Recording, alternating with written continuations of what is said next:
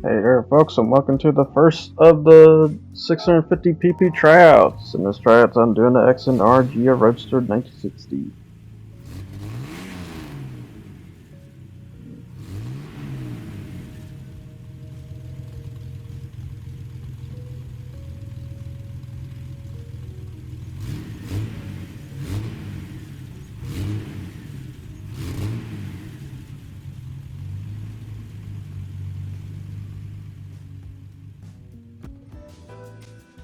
So yeah, here's the parts that you can do to this car, which surprises me that this is an inline 6 motor instead of a V8 for once.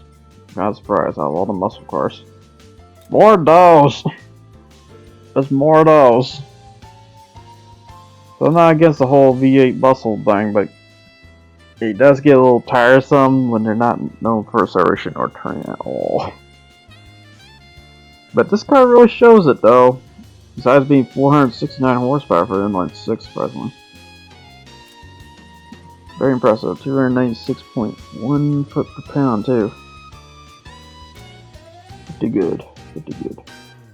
Yeah, but yeah, you basically got the fundamental parts of a road car, basically. Applied to. Now, onto the customization. For the customization parts you can do, just the rims. That's really it.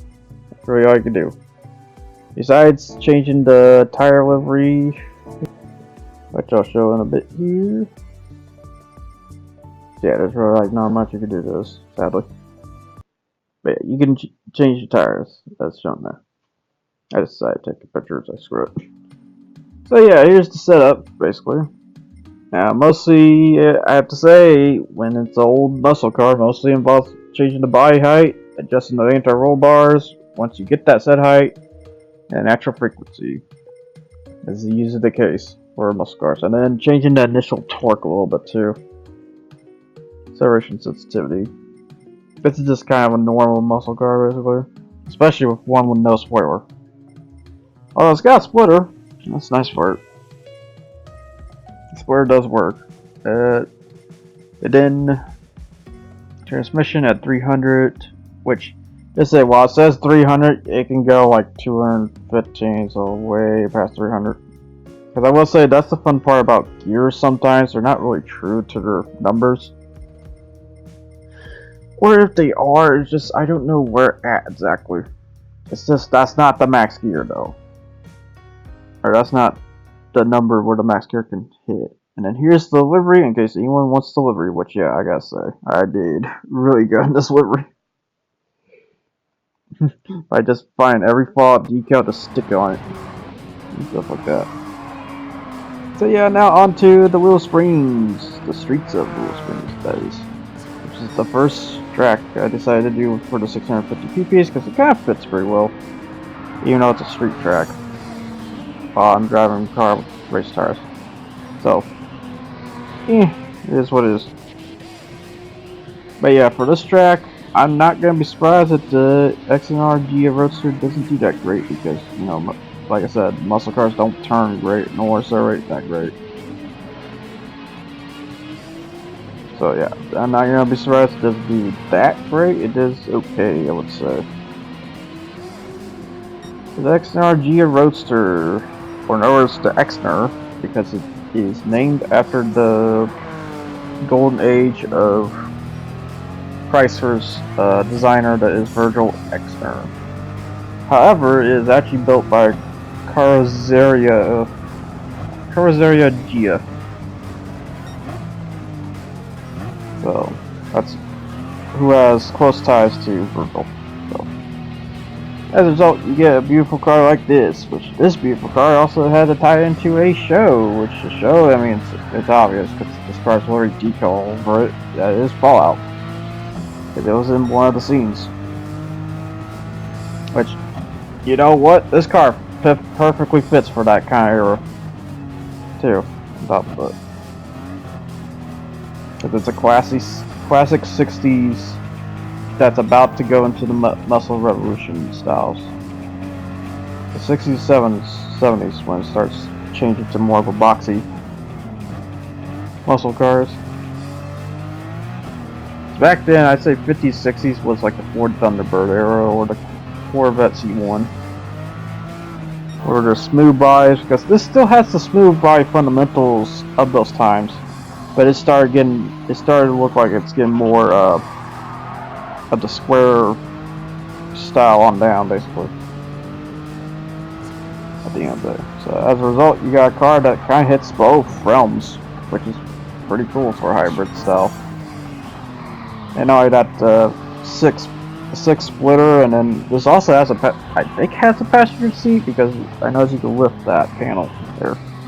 So I assume it does, and considering there's a splitter window there, so that's nice. Some cars that usually have that usually ain't for a passenger seat. That's usually for a 5 amateur or something. Easy access 5 amateur. Yeah, I decided to drive like crap there. I was like, oh crap. Yeah, it is really easy to send this car flying off the track. Gotta get Willow Springs kind of known for that. Want to see a car that flies off? This will be it. But yeah, I love all the trucks that are lined up there in the background. It's, oh my god, like all the choices could have there. And yet, they're just there for display. I still kind of wonder they have to pay for the copyright of that. I assume they do. So they have a Ford F-150. This Rugger. I'll take the Rugger any day over the Raptor. I'll say. But not for off-road means, the street racing means.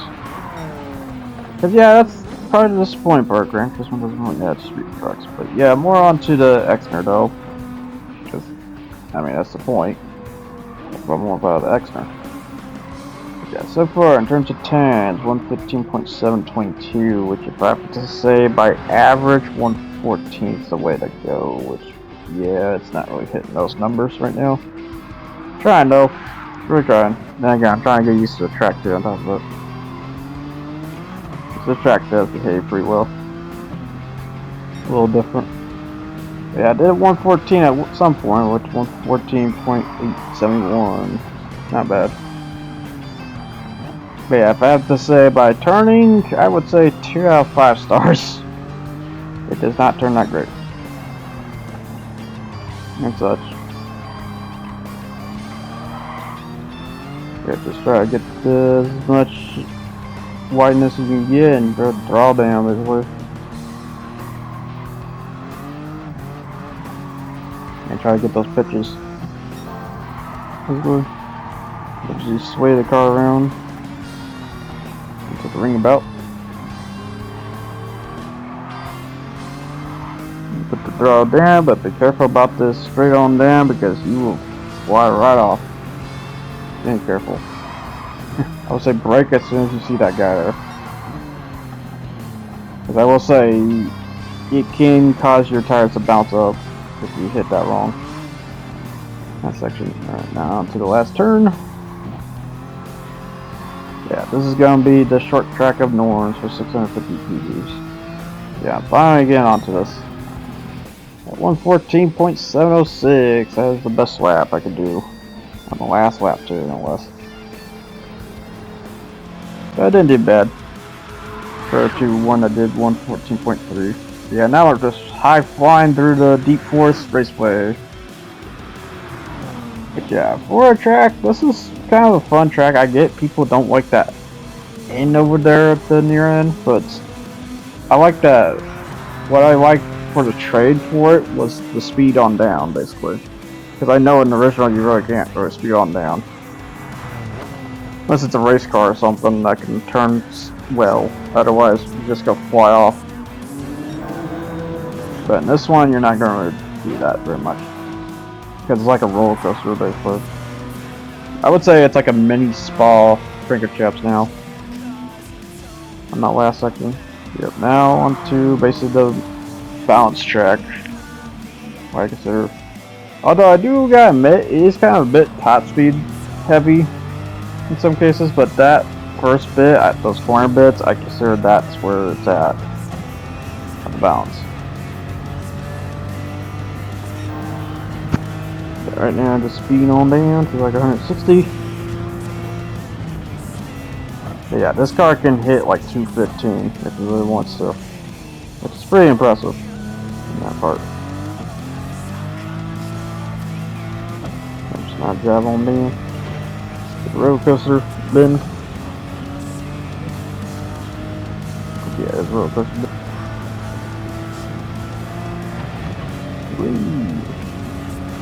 Happening hardcore, because yeah, I will say old muscle cars are gonna freak out on that roller coaster bin.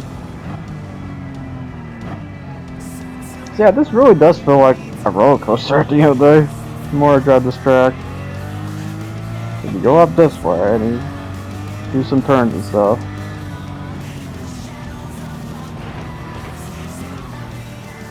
that's pretty crazy.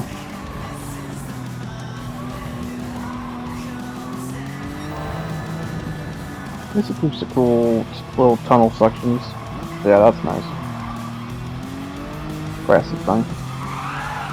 Ooh. Yeah, that's the one thing about this car. You get too wide on your turns, this car will freak out. This car likes to be narrow about it. Be the pin needle, basically. If you take it too wide, you're not the needle.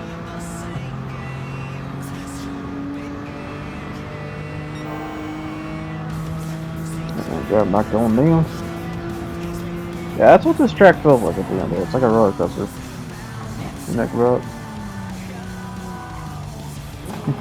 Except if you were actually building a roller coaster, you actually have to start up there at the tunnel section and going down.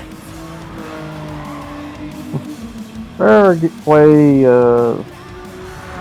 Plant Coaster, I believe it's called. I probably might make a track based around this, maybe. See how crazy it's gonna be. Yep, 133.398 on that one. However, it did quicker at some point. Oh, even quicker, 132.864. So how does this one get quicker, however? But yeah, as you can see for opponent, you got the Integra Type R, which yeah, we'll be using that car next, I will say. Okay, he'll be the next one. Yeah, while we have muscle cars, we are going to have some tuner cars too on top of it for the 650 PP, which I'm still kind of debating either call it the little tuners or call it the E-olds at the end of the day. It's like a mixture of both, really. For the E-tunes. Yeah, you know what? Let's go with that. Basically. But yeah, the XNR Ghia Roadster, very fast little car. It does shock me a bit, and also not bad on the fuel, I will say. But more on that once we get to that segment. But now I'll talk about the momentum and speed, which yeah, overall it's not bad. Yeah, it's maneuverability. Well, if I had to point out maneuverability, I would say 2 or 3 out of 5 on that, because it's a muscle car, so you don't really expect that much. And considering you got the needle height, basically. Now onto the speed track, which yeah, I decided to pick this track at the end of the day, which is the Mount Panorama Raceway.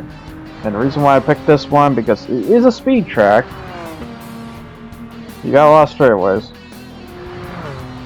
but it also is one of the tracks for the 700 PP races. And this is usually the sprint track I usually do is this track, because it really tests everything of a car, besides being a treacherous spiral hill track at the end of the day. Considering this really tests the car's suspension, which I'm not surprised considering Grid Legends with the freaking Group 5 car, because oh my god.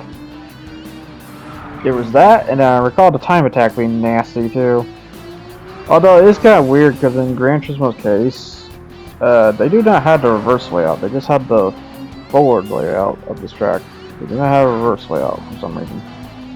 I guess they technically don't go in reverse, and Grid just made that up, or what exactly? I wouldn't mind it if there was a reverse layout though. Let's add some map layout changes. Considering we do not have all of Suzuka's circuit was with. Because we're missing the west end and east end layouts. On top of it. Just hit the barrier a little bit. I ain't gonna count that because that's not ricochet, that's just me trying to get through the corner and banging it.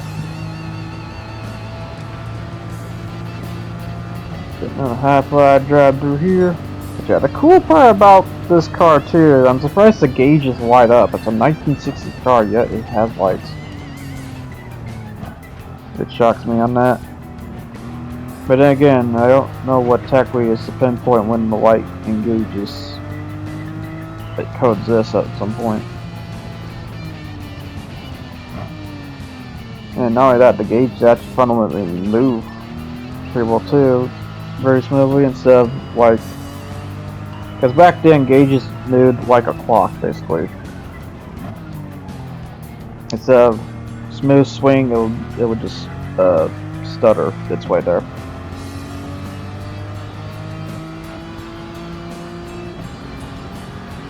But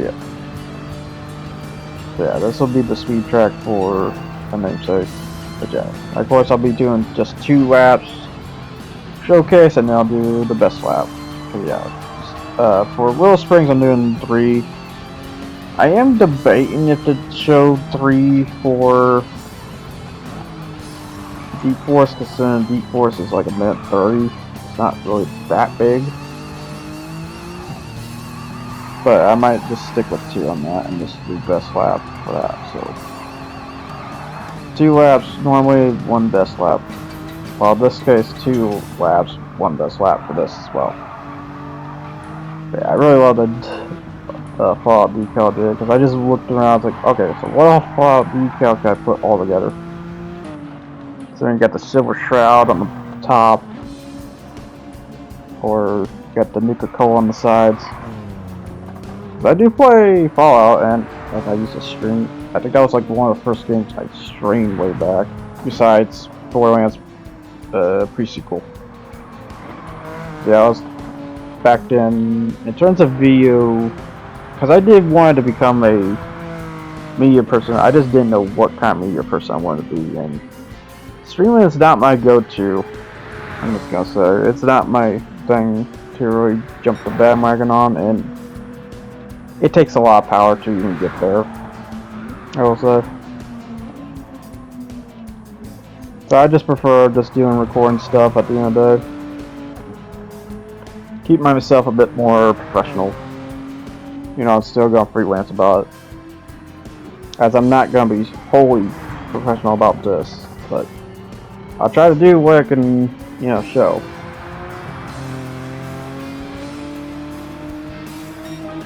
2:14.5 47 on that lap. That's pretty quick. That's a top tier lap, I guess. Not what I expect. But yeah, again, the reason why I did the medium difficulty too, because I tried this track on the hard difficulty. Not worth it. Not worth it at all when you see this C7 Corvette being a piece of crud, and the rest of the pack just lollygogging back there. Because I would think the Viper being a threat. Nah, C7 Corvette. He's the real threat. Because usually the Viper's the threat on this track. Because yeah, there's the big 3 you gotta watch out when it comes to 700 pp racing. The Viper, the Hurricane if it rains, and the Corvette. The Corvette is usually the fastball. The Viper has the endurance factors. The Hurricane has the endurance factors and if it rains. On some of these tracks. Because yeah, I will be not only doing the Le Mans endurance race, I'll also be doing at least one of the sprint tracks, which in this case, the sprint endurance tracks, which in this case I'll be doing the Mount Panorama, for example, because I kind of find the Mount Panorama probably the best one in terms of money sprint ones, because yeah, they don't really pay out that much. But I find this one kind of the best one out of the bunch. Although there's probably better ones, but I found my Mount Panorama, and you know, it's not. I'm not doing it just because of money. I'm doing it because of difficulty too. Because Mount Panorama really pushes those grade 4 racers big time for some reason. So I'm doing this one on the behalf of that. Yeah, here comes the best lap though, which is 7, 12, 13, 13.792. Damn, that's quick. That changed big time. So what can it do for events as a 650 pp racer? Well, it is a road car, so it can do the Sunday Cup stuff. And it is American, so it can do anything involved with American racing, like the FR America, the America 600. It could probably somewhat do the American 700. You gotta be careful about that C8 Corvette if he shows up. He's usually the big threat to deal with. Because there's the yellow one right there, but I will say he's not the threat, it's the black one to be on the watch for. And then try to look around, see what else I'm thinking. World Touring Car 700, of course. Heck, I made this in mind for the Le Mans. At least to beat the Le Mans. That's the most important thing. It could probably somewhat do the Hypercar Parade. I can't bet on all of them, so be careful. I'm just gonna say, if anything involved with top speed or maneuverability too much, you might lose to the Vulcan. But yeah. And then I just realized, oh yeah, I need to talk about the tournaments too, which is you can do High Speed Ring, Tokyo Parade. You can do the Trail Mountain Cups. It's America, yeah. Pan America Championship, World Touring Championship 700. I've looked at 600 for some reason. I don't know why. And that's really about it. As a race spec XNR. So yeah, as a result.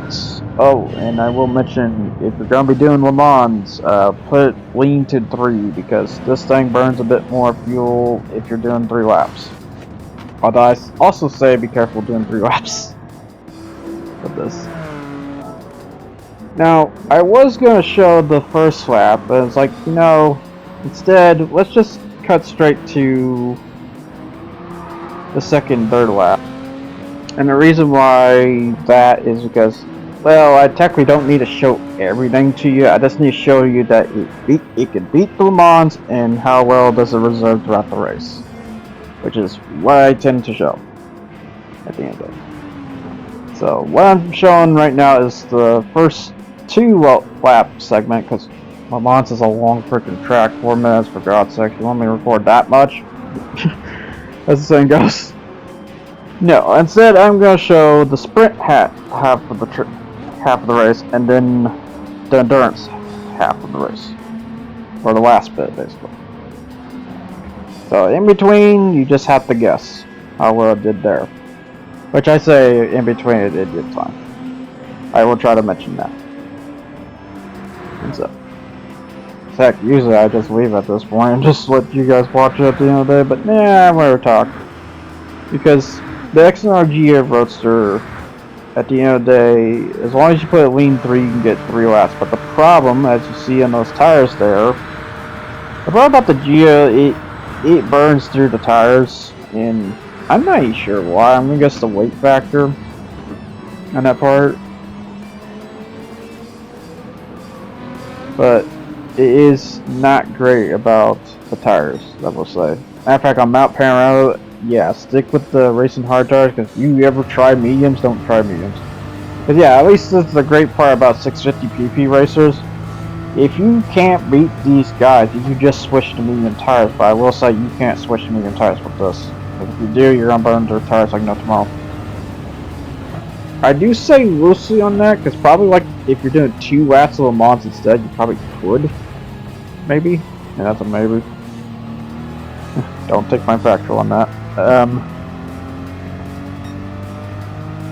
It's technically not that bad, you know, but And considering the lap time, it does like 4:16, I believe, which is not bad because the Corvette usually does 4:18. That was on hard difficulty too, on top of it. As far as the Viper, it was like one of the two. They're both butts. Both butts at first, and then later the Hurricane. Which I will take that back. Usually the Hurricane is the real button ones. So it's like more dominant to the Hurricane here.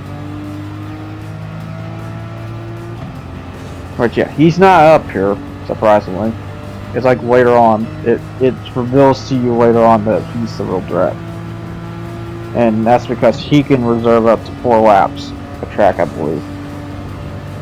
That or he just somehow gets up here this quick. I'm not sure. Not sure what the rules say. But I kind of think he does 4 laps before he pits. Which is a big advantage to these guys, because the Corvette, he should be able to do 3 laps as well, but he doesn't lean, so therefore he just pits. Because all you need is a 33% of fuel tank per lap. If you're doing 3 laps. If you're doing 4 laps, you really need 25% each. Which, good luck on that unless you're a race motor. Which is exactly what the Hurricane is. Or what these cars here are. Besides me, I'm a prototype. So. Yeah, just trying to get through the swing of this track at the end there. If I have to say if I had to tier list this, my tier list is not going to be factual yet until I get more of an understanding, but I'd say a C. I'd say it can do, basically. It's a can do one. And I say can do because on hard difficulties, like I mentioned, that Viper does 4:18 and such. So yeah, he's pretty quick. I think he's probably one of the fastest ones. Then you did 4:23 there. But yeah, I will say throughout this race, the Dane bar technically rained a little bit. It just like did a here and there, but that's about it.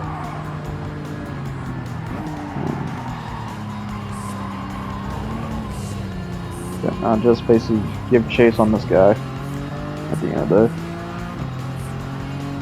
And I'm trying to think what's the other thing to say. I mean, it is pretty cool that this Plymouth is that pretty cool at the end of the day. Even as tuning up, it does surprise me at the end of it. Now, I don't know if this is going to be a 600 pp racer. I assume a 550 pp as well. But 600 pp, I don't know with that much horsepower. I will say, mostly like cars that hit 500 and stuff. I mean, it could be doable. But as you can see, it barely has much ballast either. Oh yeah, sometimes when I flip through the characters, some reason just blacks out for a bit. It's trying to reload the map or surrounding or something like that. It's really weird. Which I don't see the point when we're not even in a different section. That's weird.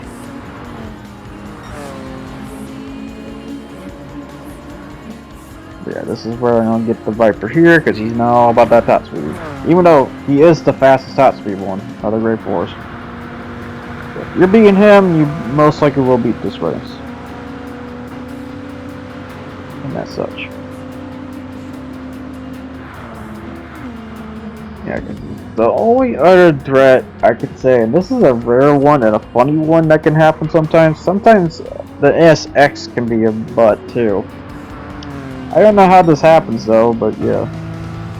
But yeah, as you can see there on my left tires, they're getting really bad. But surprisingly, this car still functions pretty good. Don't want to push it too hard though. Yeah, he's trying to catch me though.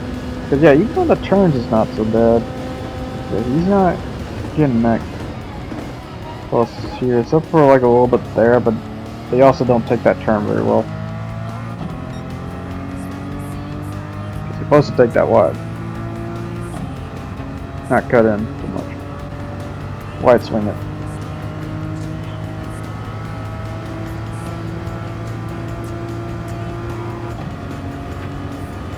basically haul my butt to the pit lane because yeah, this is pretty rough. Because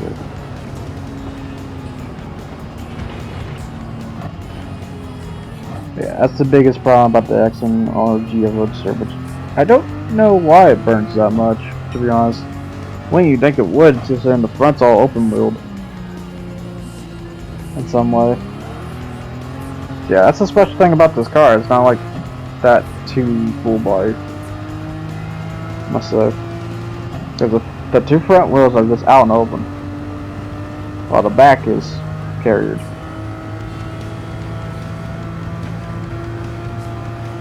It's a little strange.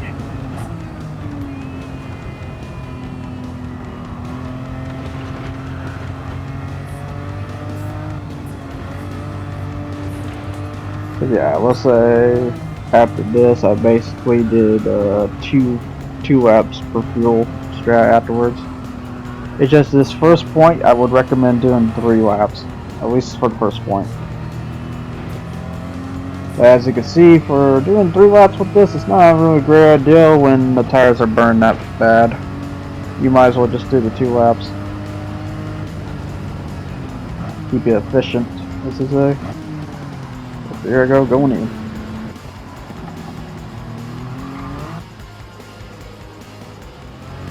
Yep, so after lap 6 here, because yeah, mostly this race ends around 6 or 7 or 8 laps or so. Let's say 8 laps plus this race usually ends, because it usually ends at, unless it rains like really bad, there's a chance it could be a lot less for lap price. But overall, the Ghia Roadster, I'd say, is not bad in regards. Like in sprint wise, I would say it's definitely a B, but for endurance wise, I would say it's C. Because yeah, that's the other thing. I have 2 tiers on that. Because you gotta have a differentiate on that. So sprint wise, it is pretty quick. Can't say the quickest, but it's there. While on endurance, it's not that great. Basically, it's kind of burns a lot. Besides its motor reasons, because I will say as an inline 6, it doesn't burn as much fuel. That's the other good part. Yeah, just looking at all the punts and stuff. So yeah, that basically wraps that for me to talk about for this car and stuff. For the rest of this, I'll just show the rest of the footage that I basically won, basically. And such. And I will say, again, it can do the Mount Panorama one too. So if it can do that, it can do the rest. As I think. As I believe. Because I will say, like I said, the Mount Panorama is probably the hardest one in terms of the sprint races. And such. If I have to say for the Mount Panorama, you might have to lean a bit more on that part. But yeah, until then, people, I'll see you guys next time. I hope you enjoyed the rest of this footage to give. And until then, see you for the next one. Take care.